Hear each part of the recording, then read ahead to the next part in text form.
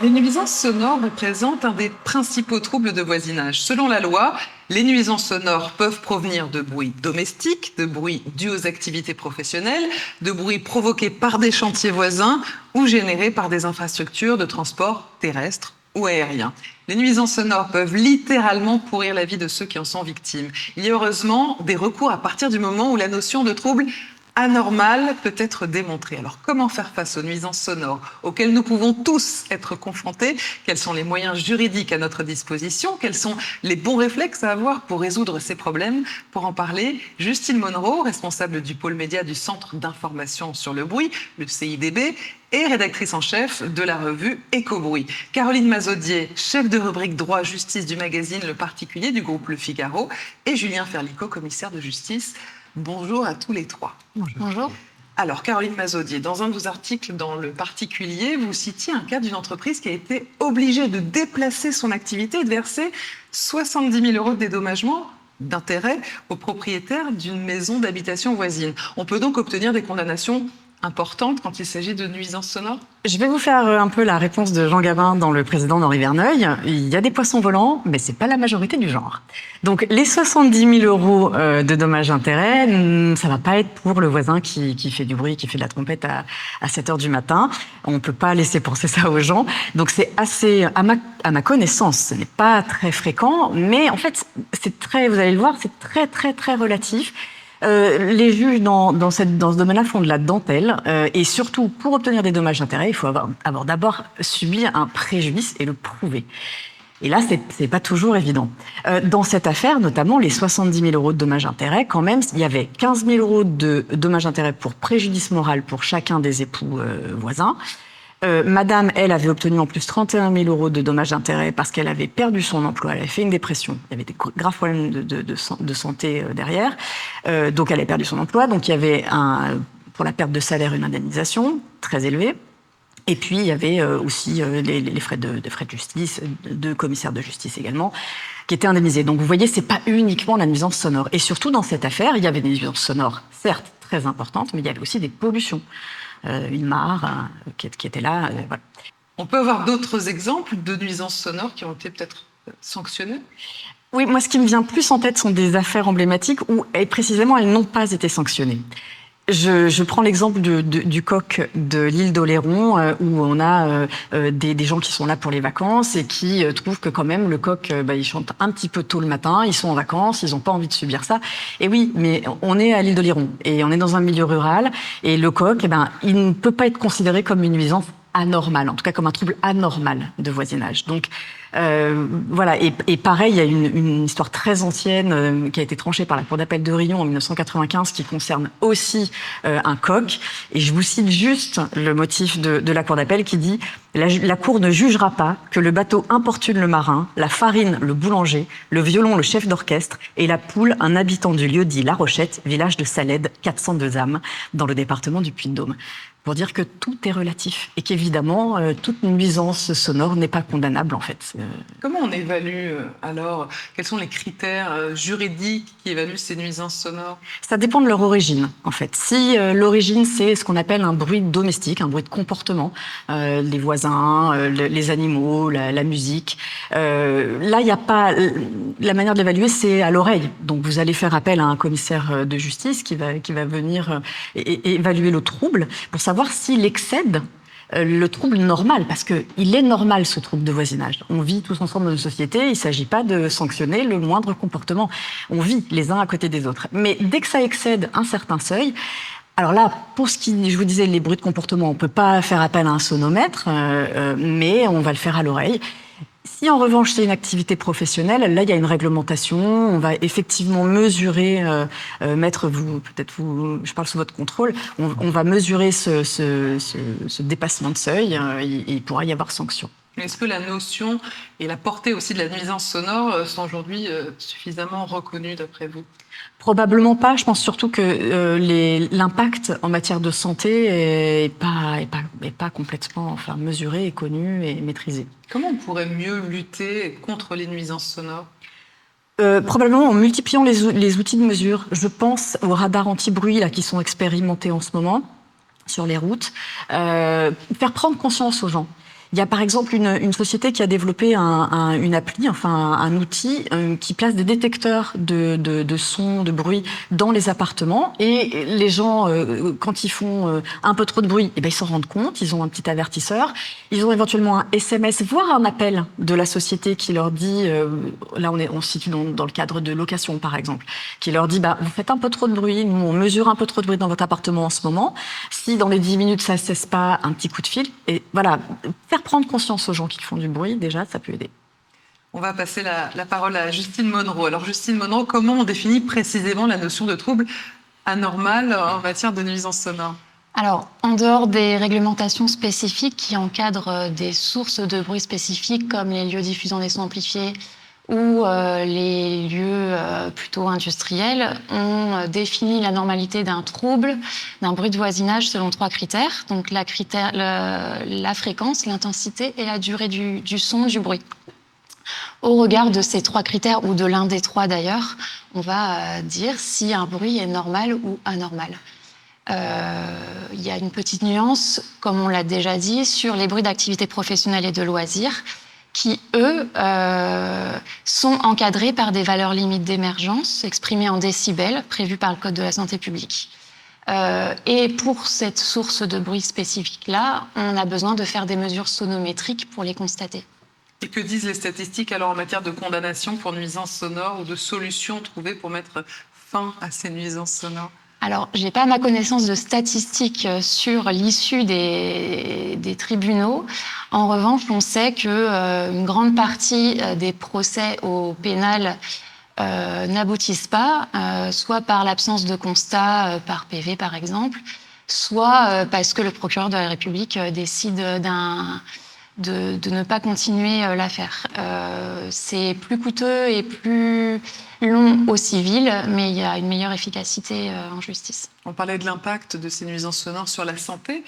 Vous pouvez nous en dire plus ? Est-ce qu'on en sait plus sur ces impacts ? Oui, alors ça fait longtemps que la communauté scientifique s'est saisie du sujet et a reconnu le lien entre le bruit et les effets auditifs et extra-auditifs du bruit sur la santé.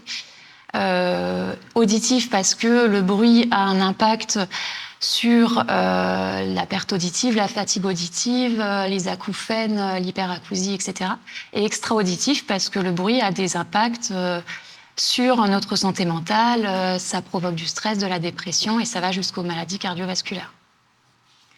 Est-ce qu'on peut considérer qu'elles sont suffisamment prises en compte, ces nuisances sonores, par les tribunaux ?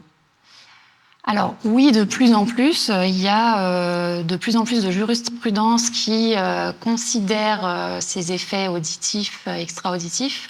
On l'a vu avec une jurisprudence récente sur le syndrome de l'éolien qui a été reconnu par la justice comme un vrai impact de l'éolien sur la santé des populations. Les critères d'évaluation juridique des nuisances sonores, elles prennent bien en compte toutes les situations ou il y a encore des angles morts ? Alors, la réglementation, elle est très dense, justement. Nous, c'est ce qu'on trouve, c'est qu'elle est très dense. Il y a beaucoup de réglementations en France qui encadrent les nuisances sonores. Là où il y a peut-être des zones d'ombre, ça serait sur les sources de bruit émergentes, donc liées aux évolutions de la société. On n'a pas encore réglementé les nuisances sonores liées aux drones commerciaux ou micromobilité. Voilà, c'est sur ça va avec les évolutions de la société, quoi. Alors on le disait, ça touche beaucoup de monde, les nuisances sonores. Je suis victime d'une nuisance sonore. Quel est le bon mode opératoire pour y mettre fin ? Alors, le premier réflexe à avoir, c'est le dialogue. Il faut entamer une tentative de règlement amiable du conflit en allant discuter avec son voisin. De toute façon, c'est obligatoire désormais pour, avant toute action en justice, c'est de tenter le règlement amiable du conflit ou de le résoudre par la médiation ou par la conciliation. Et le deuxième réflexe à avoir, c'est le constat. On ne peut pas aller en justice sans constat en termes de bruit de voisinage. Donc faire constater le bruit par des personnes habilitées, commissaire de justice, police municipale, police nationale, gendarmerie, tranquillité publique de la municipalité, etc. Et la transition est toute trouvée, puisque je vais me tourner justement vers Julien Ferlicot, qui est commissaire de justice. Maître Ferlicot, on a évoqué le cadre et la portée des nuisances sonores. Vous intervenez donc régulièrement sur des cas de nuisances sonores. Quand est-ce qu'on doit vous contacter quand on est victime de nuisances sonores? À partir de quel moment? Dès qu'une personne pense subir un trouble anormal, sans apprécier la réalité ou pas de ce trouble, eh bien, elle peut faire appel à un commissaire de justice. Et quelle est votre action à ce moment-là, maître? Concrètement, on se déplace, on réalise des constatations matérielles donc, sur l'environnement général pour apprécier aussi le cas général, pour rebondir un petit peu sur l'histoire du coq. Voilà, constater qu'un coq fait du bruit en campagne, ça n'a rien d'anormal. Après, il faut justifier que ça dépasse et ça arrive à un caractère qui est anormal de voisinage. On a beaucoup parlé de l'utilité de la médiation. Quelle est votre action dans ce domaine? Eh ben, dès que le bruit commence à être présent, que la personne se plaint, le cas typique, le voisin qui fait beaucoup trop de bruit, ou par ses enfants, ou par le cas que j'ai eu très récemment, c'est une ventilation d'un restaurant qui faisait beaucoup trop de bruit.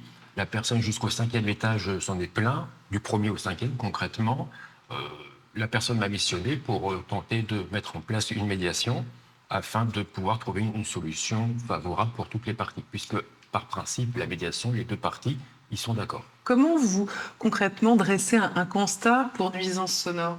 On se déplace sur place physiquement, on constate, on va faire des relevés s'il y a besoin avec un appareil de sonomètre à différents endroits dans la pièce.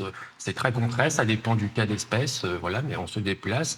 On prend des photographies aussi pour expliquer, puisqu'au final, si d'aventure le constat doit être produit en justice, eh bien, le magistrat pourra avoir une vision d'ensemble de la situation. On évoquait la nécessité de ce constat, de la preuve.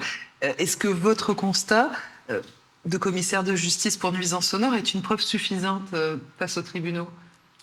Le constat en lui-même est la reine des preuves, c'est-à-dire que c'est une preuve qui permet de mettre en place une véritable présomption de vérité, car certaines de ces mentions dans le constat vont avoir une valeur authentique, donc le déplacement, la date, les diligences qui vont être réalisées, donc la prise de relevé de sonomètre, et les constatations matérielles vont faire foi jusqu'à preuve du contraire. C'est-à-dire qu'il y a une véritable présomption de vérité qui va se mettre en place et qui va aider le juge pour pouvoir rendre une décision. Et le simple fait que vous soyez saisi, parfois ça peut avoir cette action un peu dissuasive envers l'auteur des nuisances sonores? Oui, parce qu'il suffit que la personne qui nous a mandaté, son voisin est présent et qui serait a priori responsable de ces nuisances, peut très bien venir nous apostropher pour essayer de discuter, voir un petit peu, parce que lui-même peut-être a d'autres doléances envers son voisin. Donc peut-être qu'inciblement, la médiation peut se mettre en place, et surtout ça va permettre aussi peut-être de renouer un dialogue, parce qu'au final les deux parties ne se sont peut-être jamais parlé encore, et peut-être par notre action, on va pouvoir mettre en place un nouveau dialogue et pour trouver une solution. Sur quoi on peut un petit peu améliorer les choses pour lutter plus efficacement contre les nuisances sonores? Quelles devraient être, d'après vous, les pistes d'amélioration? Encourager la réalisation de constats, non pas juste pour faire un constat, mais surtout pour pouvoir, par la suite, mettre en place une véritable médiation et donc véritablement trouver une solution au litige, parce que si on se plaint d'un problème de nuisance sonore, c'est qu'on veut en priorité que celui-ci s'éteigne. Est-ce que quelqu'un a quelque chose à rajouter sur la question importante et concernante des nuisances sonores?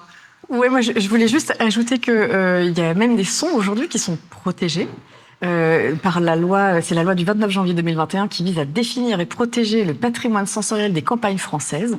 Parce qu'on parlait tout à l'heure du chant du coq, il y a aussi l'église qui sonne toutes les heures, le clocher, etc. Tout ça aujourd'hui c'est protégé en fait. Donc c'est pour essayer de mettre un frein un peu aux actions des vacanciers qui supportent mal les bruits environnants. Moi, je voulais juste ajouter une chose aussi, c'est que des mesures sonométriques peuvent être faites pour des bruits de comportement aussi. C'est pas interdit, c'est juste que c'est obligatoire pour les bruits d'activité professionnelle. Mais on peut le faire de manière tout à fait pédagogique, comme preuve supplémentaire. C'est surtout lorsque des bruits sont vraiment d'intensité énorme. Ouais. Nous allons maintenant passer à la prochaine rubrique de notre émission.